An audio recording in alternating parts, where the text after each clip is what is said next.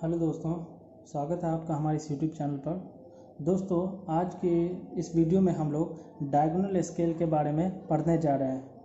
तो diagonal scale के बारे में हम लोग आज ये जानेंगे कि डायगोनल स्केल की पहचान कैसे करें जब सवाल दिया हो तो, और डायगोनल स्केल को बड़े ही आसानी से कैसे बनाएं। तो इसी टॉपिक पर आज हम लोग चर्चा करेंगे। दोस्तों, इस सवाल को सॉल्व करने के लिए मेरे पास एक सवाल है। सवाल ये है कि एक विकर्ण मापनी की रचना कीजिए। विकर्ण मापनी का मतलब होता है दोस्तों डायगोनल स्केल। तो यहाँ पर जो विकर्ण मापनी लिखा हुआ वो डायगोनल स्केल हुआ। तो एक विकर्ण मापनी की रचना कीजिए जिसके द्वारा मीटर, डेसीमीटर तथा सेंटीमीटर को प्रदर्शित कर सकें। किसको किसको प्रदर्शित कर सकें? तो मीटर को, डेसीमीटर को और सेंटीमीटर को। याद रखना है दोस्तों इस बात का कि डायगोनल स्केल में जो है हम लोग 3 यूनिट पर काम करते हैं, जबकि प्लेन स्केल पर, साधारण मापनी पर हम लोग 2 यूनिट पर काम करते हैं। तो याद रखना इस बात का कि जब भी 3 यूनिट की बात अगर कोई करता है तो वो डायगोनल स्केल होगा। ये डायगोनल स्केल हो जाएगा। यदि 2 यूनिट की बात होगी तो वो प्लेन स्केल की बात होगी। तो यहाँ पर कितने यूनिट्स हैं? 1 यूनिट, 2 यूनिट और ये मेरा सेंटीमीटर तीसरी यूनिट। तो गोया कि ये जो स्केल हुआ वो डायगोनल स्केल हो गया। इससे अधिकतम 5 मीटर तक की माप ली जा सके। इससे क्या बोल रहा है? अधिकतम कितने मीटर की माप ली जा सके? तो 5 मीटर तक की माप ली जा सके, जबकि 2 सेंटीमीटर 1 मीटर को प्रदर्शित करती है। यहाँ पर 2 सेंटीमीटर 1 मीटर को प्रदर्शित करती है। स्केल पर 3 मीटर, 5 डेसीमीटर और 5 सेंटीमीटर की दूरी हमें दिखाने को बोल रहा है। तो सबसे पहले एक छोटे छोटे स्टेप्स को समझ लीजिए। सबसे पहले चीज़ हम समझना है कि डायगोनल स्केल की बात हो रही है, जिसमें 3 यूनिट है। तो 3 यूनिट में हो गया मीटर, हो गया डेसीमीटर, हो गया और सेंटीमीटर हो गया। हम जानते हैं कि जब 10 सेंटीमीटर जुड़ते हैं तो 1 डेसीमीटर मिलते हैं, जब 10 डेसीमीटर जुड़ते हैं तो 1 मीटर मिलते हैं। ठीक है दोस्तों, तो प्रदर्शित कर इससे अधिकतम दूरी 5 मीटर तक की माप ली जा सके। स्केल पर 5 मीटर तक की माप को दिखाना होगा, जो अधिक से अधिक मापती है, जबकि 2 सेंटीमीटर 1 मीटर को प्रदर्शित करती है। यहाँ पर देखिए दोस्तों, 2 सेंटीमीटर 1 मीटर को प्रदर्शित करती है। अब यहाँ पर ध्यान दीजिए कि क्या मीटर वाली डायमेंशंस को हम लोग ड्राइंग शीट पर बना सकते हैं? तो इन दोनों में किस पर बना सकते हैं? गौर कीजिएगा, यहाँ पर मीटर है और यहाँ पर सेंटीमीटर है। तो आप इन दोनों में से किस यूनिट का सिलेक्शन करेंगे अपने ड्राइंग शीट पर बनाने के लिए? तो आप कहेंगे कि सर सेंटीमीटर का करेंगे, क्योंकि सेंटीमीटर मीटर से छोटी यूनिट है और ड्राइंग शीट पर ली जा सकती है।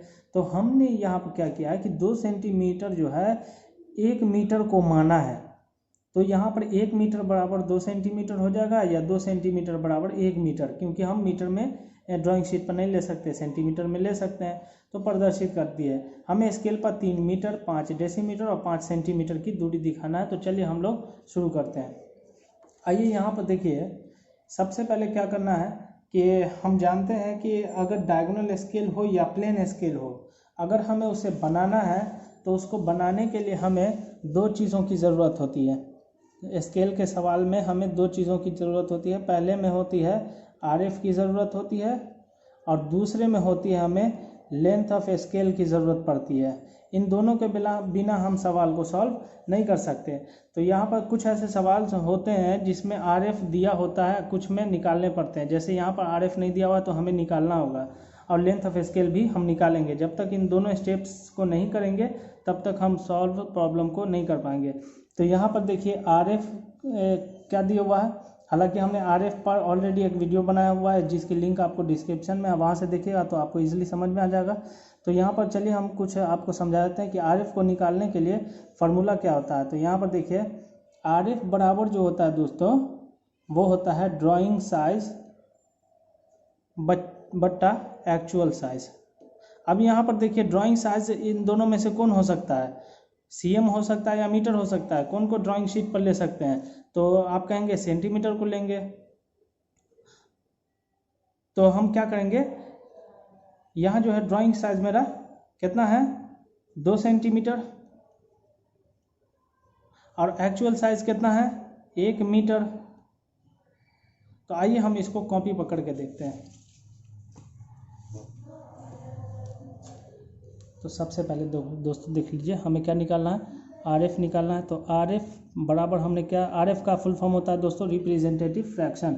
तो आर एफ निकालने के लिए हमें क्या करना होगा, हमने उसका फार्मूला जाना है कि ड्राइंग साइज बट्टा एक्चुअल साइज। तो ड्राइंग साइज इसमें क्या हो गया, 2 सेंटीमीटर उसको मानना है ड्राइंग साइज जो ड्राइंग में लिया जा सके, और उसको नहीं मानना है ड्राइंग साइज जो ड्राइंग में नहीं लिया जा सकते। तो हम लोग मीटर को कभी भी ड्राइंग में शीट में नहीं ना ले सकते हैं, सेंटीमीटर को ले सकते हैं। तो इसलिए हम ड्राइंग साइज यहाँ पर 2 सेंटीमीटर को मानेंगे और एक्चुअल साइज मीटर को मानेंगे। वहीं पर अगर ये बोलता कि 5 सेंटीमीटर 2 मीटर को प्रदर्शित करती है, तो आप क्या करेंगे, ड्राइंग साइज किसे चुनेंगे और एक्चुअल साइज किसे चुनेंगे, आप ड्राइंग साइज इसे चुन लेंगे और एक्चुअल साइज इसे चुन लेंगे। ठीक है दोस्तों, तो इसका फॉर्मूला क्या हो गया, आर एफ बराबर ड्राइंग साइज बट्टा एक्चुअल साइज। अब हमें क्या करना है, ड्राइंग साइज कितना था, तो 2 सेंटीमीटर था, और एक्चुअल साइज कितना था, तो 1 मीटर था। अब यहाँ पर देखिए सेंटीमीटर है और ये मीटर है, दोनों की यूनिट अलग अलग है, तो हमें सेंटीमीटर में लाना होगा। तो हम क्या करेंगे, 2 सेंटीमीटर बट्टा 1 गुने 100 सेंटीमीटर, 100 सेंटीमीटर। अब यहाँ पर क्या करेंगे, सेंटीमीटर से सेंटीमीटर को काटेंगे तो हमें कितना बचेगा दोस्तों, 2/100 बचेगा। अब अगर हम इसे काटें तो हमें 1/50 मिलेगा। तो ये जो मेरा निकला, ये क्या निकला दोस्तों, आर एफ निकला। आर एफ बराबर हमें कितना निकला, 1/50। और हमेशा ध्यान रखना है कि आर एफ जो होता है वो यूनिट लेस होता है, इसमें आर एफ की कोई यूनिट नहीं होती। तो हमने पहले प्राप्त को पार कर लिया है, ठीक है। अब हमें क्या करना है, दूसरे प्राप्त को पार करना है। तो दूसरा प्राप्त मेरा क्या था, पहला था आर एफ और दूसरा था लेंथ ऑफ स्केल। तो एल ओ एस निकालेंगे। एल ओ एस निकालने के लिए हमें R F into maximum length, इसका फॉर्मूला होता है R F into maximum length. तो हमने आर एफ निकाल लिया हुआ है, आर एफ मेरा कितना आया है, 1/50। मैक्सिमम लेंथ कितना है, तो मैक्सिमम लेंथ यहाँ पर कैसे पढ़ेंगे, देखो जहाँ लिखा हो कि इससे अधिकतम दूरी, ज़्यादा से ज़्यादा दूरी या अधिक दूरी या स्केल पर आवश्यक दूरी, अगर ऐसी बात लिखी हो तो हम लोग उसको मैक्सिमम लेंथ मानते हैं। तो यहाँ पर मैक्सिमम लेंथ मेरा कितना है, 5 मीटर है। तो हम क्या करेंगे, यहाँ पर 5 मीटर लिखेंगे। तो 5 यहाँ पर मीटर। अब क्या करेंगे दोस्तों कि यहाँ पर 1/50 इंटू 5 इंटू 100 कर सकते हैं सेंटीमीटर में लाने के लिए। तो 100 सेंटीमीटर, 5 इंटू 100 सेंटीमीटर, क्योंकि 100 सेंटीमीटर बराबर 1 मीटर। अब यहाँ पर क्या करेंगे कि यहाँ देखिए 50 दाएं के कितना हो जाएगा, 50 दाएं के कितना हो जाएगा दोस्तों, 500। तो यहाँ पर 1 गुने 10 बराबर 10 सेंटीमीटर।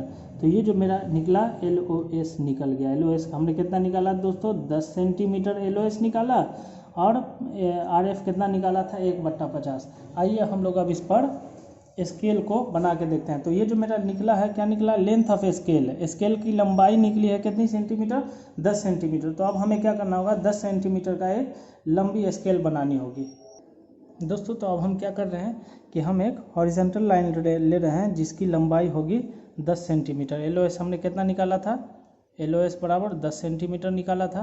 तो ये मेरा 10 सेंटीमीटर का एक लाइन जाएगा। तो ये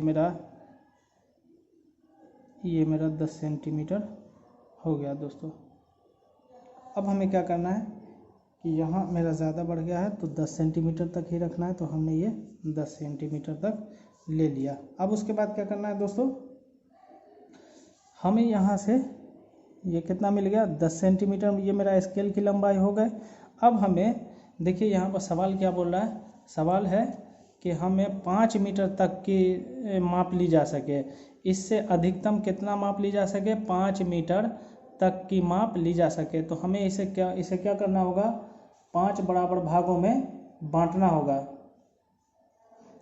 6 बराबर में नहीं बांटेंगे और 4 बराबर में भी नहीं बांटेंगे, क्योंकि अधिकतम दूरी हमें 5 मीटर तक लेनी है। तो हम ज़्यादा से ज़्यादा 5 मीटर तक दिखाएंगे। तो हम इस पूरे लाइन को क्या करेंगे दोस्तों, 5 बराबर भागों में बांट लेंगे। तो 5 बराबर भागों में बांटने से पहले हम क्या करते हैं, इसकी चलिए लाइन नेमिंग कर देते हैं। ये ए मान लीजिए और ये मेरा बी मान लीजिए। अब ए पॉइंट से क्या कीजिए, एक परपेंडिकुलर लाइन ले लीजिए। ए पॉइंट से आप क्या करेंगे, एक परपेंडिकुलर लाइन ले लेंगे। तो चलिए हम ए पॉइंट से एक परपेंडिकुलर लाइन ले रहे हैं। तो यहाँ हमने इसको इसका रेफरेंस लिया, थोड़ा सा स्लाइड किया और यहाँ से हम एक परपेंडिकुलर 90 डिग्री पर 90 डिग्री के एंगल पर ले लेंगे, जिसकी लेंथ आप चाहें तो कितनी भी रख सकते हैं, 10, 20, 30, 40, 50, 60, 70 से ज़्यादा ना बढ़े तो ठीक होगा, क्योंकि ज़्यादा वेस्टेज पेज को क्यों करना। तो हम यहाँ पर दोस्तों कितना ले लेते हैं, यहाँ पर है मेरा, हमने इसे 40 mm ले लिया, तो ये मेरा 40 mm, ठीक है दोस्तों। अब 40 उसके बाद इस AB का रेफरेंस लेकर के जो परपेंडिकुलर लाइन लिया है उससे हम एक बॉक्स की तरह घेर देंगे। तो यहाँ से हम फिर एक लाइन ले चलेंगे और फिर यहाँ इसका हम पैरेलल रखेंगे और यहाँ से लास्ट वाले पॉइंट को ऊपर मिला देंगे। तो ये मेरा एक स्केल का बॉक्स बन करके तैयार है। अब हमें इसे क्या करना है, पाँच बराबर भागों में बांटना है। क्यों 5 बराबर भागों में बांटेंगे, क्योंकि यहाँ पर लिखा हुआ है कि अधिक से अधिक अधिकतम दूरी, इससे अधिकतम दूरी 5 मीटर तक माप ली जा सके। तो हम क्या करेंगे, यहाँ से एक एंगल ले लेते हैं, इस A पॉइंट से कोई एंगल ले लेते हैं। तो हमने यहाँ पर एक एंगल ले लिया, कोई भी एंगल, 30 डिग्री, 45 डिग्री, 60 डिग्री, किसी प्रकार का एंगल आप ले सकते हैं। तो हम यहाँ पर एक एंगल ले लिया। अब उस एंगल से हमें क्या करना है, इंक्लाइन लाइन पर क्या करना है, 5 बार कंपास से कोई भी साइज़ ले लेंगे, कोई भी साइज़, लेकिन जो साइज़ खोलेंगे वही साइज़ हर पॉइंट पर पड़ना चाहिए। तो मान लीजिए कि हमने यहाँ 1, ये मेरा 2, ये 3, ये 4 और ये मेरा 5 हो गया। अब क्या करना है कि जो जो पॉइंट्स आपको मिले हैं उस इंक्लाइन लाइन पर, इसके लास्ट वाले पॉइंट से ला करके मिला दीजिए।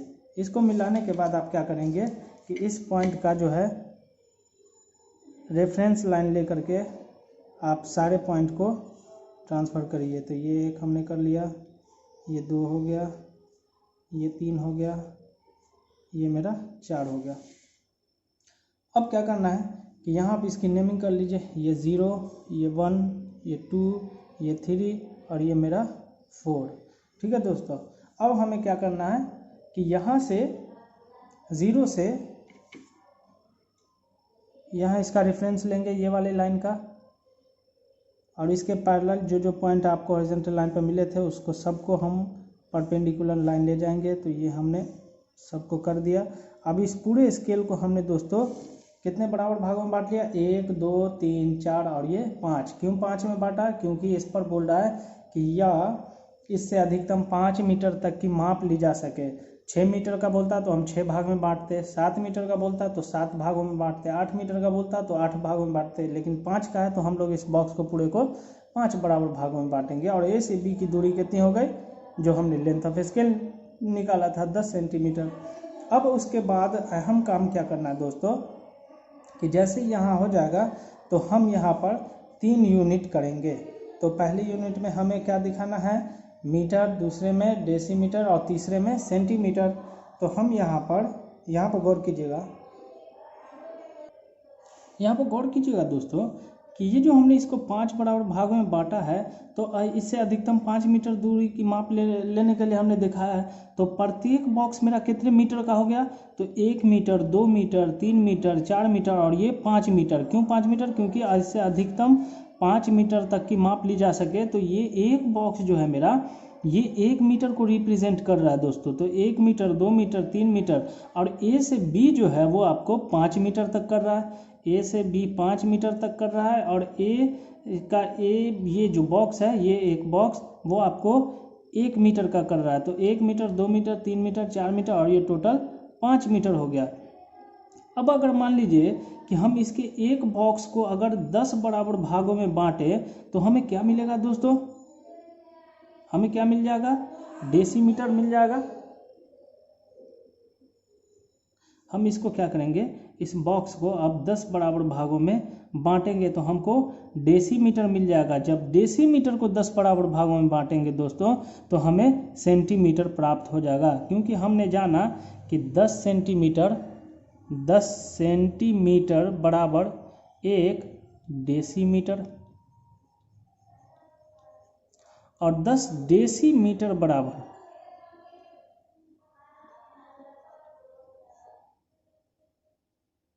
1 मीटर।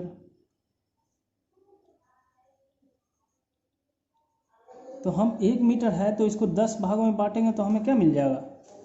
1 मीटर को अगर 10 भागों में बांटेंगे तो हमको डेसीमीटर प्राप्त होगा।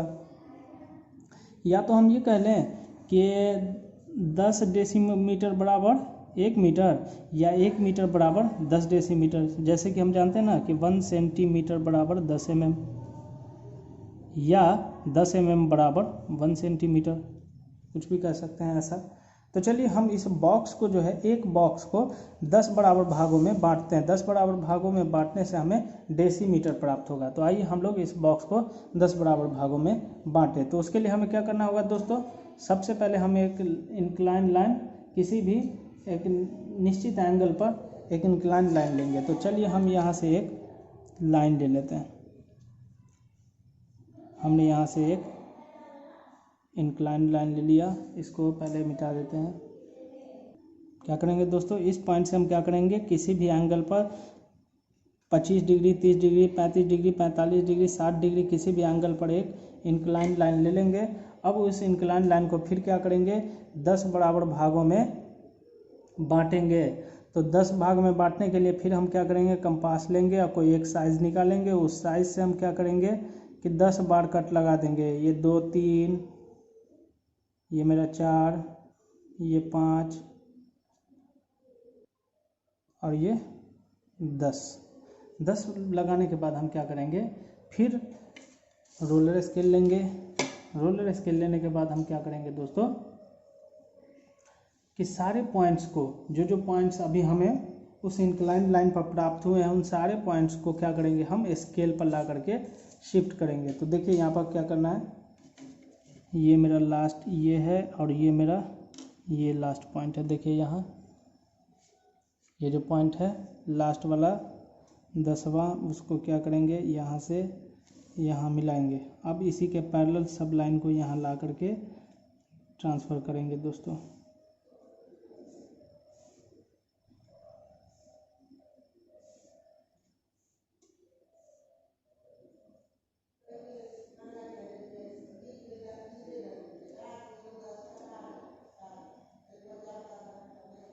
ये सारे लाइन को हमने यहाँ पर ट्रांसफ़र कर लिया। अब हमें क्या करना है कि यहाँ देखिए ये जो मेरा ज़ीरो लाइन है, इस ज़ीरो से पहला वाले को आप मिला दीजिए, जो पहला लाइन आपने यहाँ पर लिया था।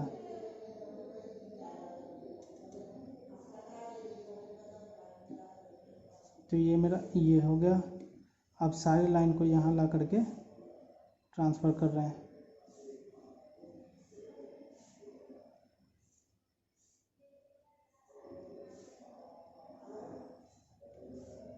कुछ इस तरीके से।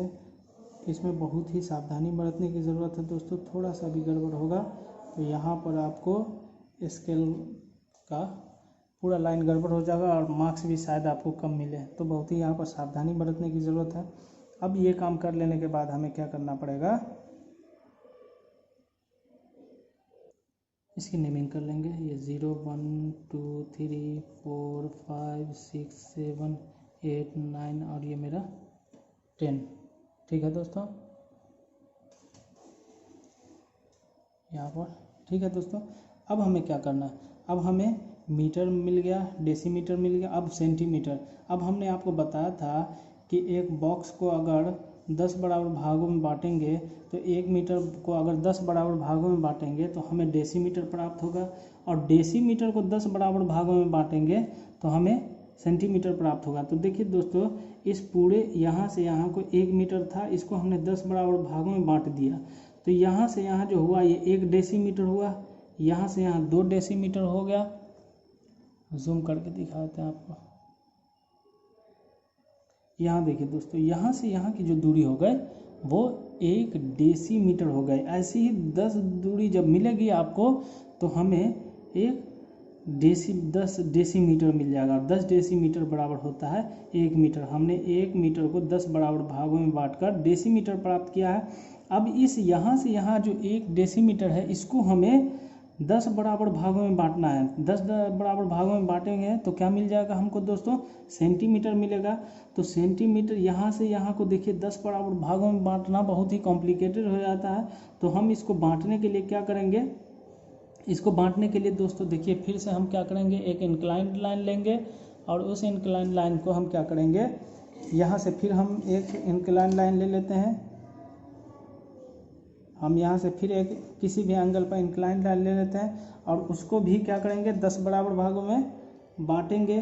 तो हम यहाँ पर इसके कंपास से एक कोई भी दूरी ले लेते हैं कंपास में अपने, और यहाँ उसी इंक्लाइंड लाइन पर कट लगा लेते हैं। कितनी बार, 10 बार। तो ये मेरा 1 2, ये मेरा 3, ये 4 और ये मेरा कितना हो गया दोस्तों, ये मेरा 10वां पॉइंट मिल गया। ठीक है, अब हमें क्या करना है, जो 10 पॉइंट हमने लिया है अब उसे क्या करना है, यहाँ पर इस पॉइंट पर रखेंगे अपने पेंसिल को और जो 10वां लास्ट पॉइंट था उससे इसको मिला देंगे और उसी के रेफरेंस से जो जो पॉइंट आपको मिले हैं उसको हमें क्या करना होगा, सबको मिला देना होगा। तो ये हमने मिला दिया, ये मिला दिया, यहाँ भी मिल गया, यहाँ ये मिल गया,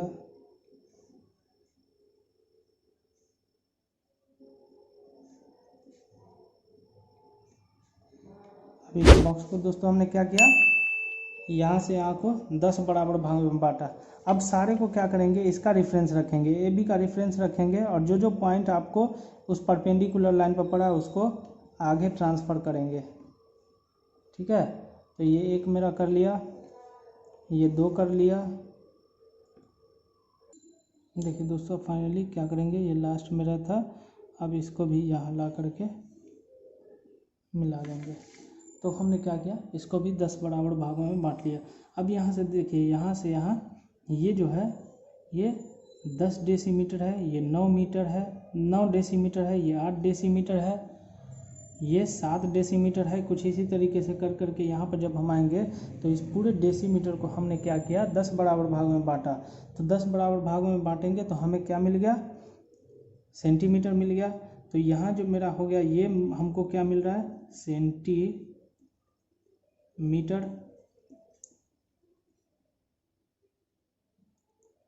ये हमको क्या दे रहा है, डेसीमीटर, और ये हमको क्या दे रहा है, मीटर। तो हमने इस पूरे मीटर को 10 बराबर भागों में बांटा एक बॉक्स को, तो हमें डेसीमीटर प्राप्त हुआ, और डेसीमीटर को जब हमने 10 बराबर भागों में बांटा तो हमें सेंटीमीटर प्राप्त हुआ। अब मेरा स्केल फाइनली बन करके तैयार है। अब हमें इसमें क्या करना है, सिर्फ दूरी दिखाना है। तो दूरी के लिए देखिए क्या दे रहा है कि इस पर जो है 3 मीटर 5 डेसीमीटर और 5 सेंटीमीटर की दूरी दिखाएं। तो चलिए हम लोग क्या दिखाएंगे, 3 मीटर। तो यहाँ से यहाँ मेरा देखिए 1 2 3, 1 मीटर 2 मीटर 3 मीटर, तो ये 3 मीटर हो गया। और कितना है, 5 डेसीमीटर। तो डेसीमीटर कौन है आपका, तो यहाँ देखिए ये 5 डेसीमीटर है। तो यहाँ ये मेरा 1 2 3 4 और ये 5 यहाँ आ गया। ये 5वां लाइन देखिए यहाँ से यहाँ आ गया। तो 5 डेसीमीटर और 5 सेंटीमीटर। तो 1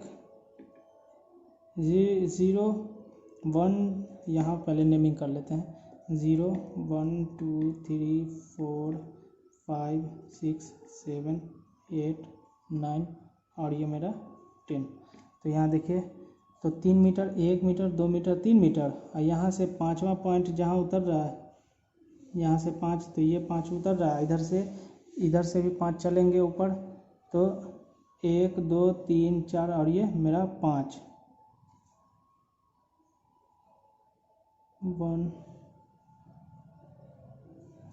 पॉइंट कहाँ मेरा, ये देखिए यहाँ से दोस्तों ये 5 पॉइंट मिल रहा है, और इसका 5 पॉइंट यहाँ से ये देखिए इसके बिल्कुल सीध में आ रहा है। ये जो है मेरा ये हो गया। यहाँ से यहाँ की दूरी को आप क्या करेंगे,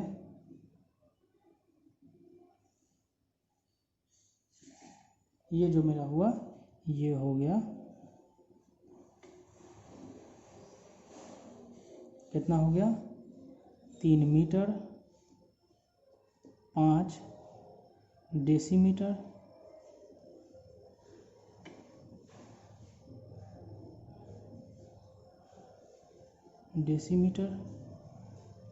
और 3 सेंटीमीटर।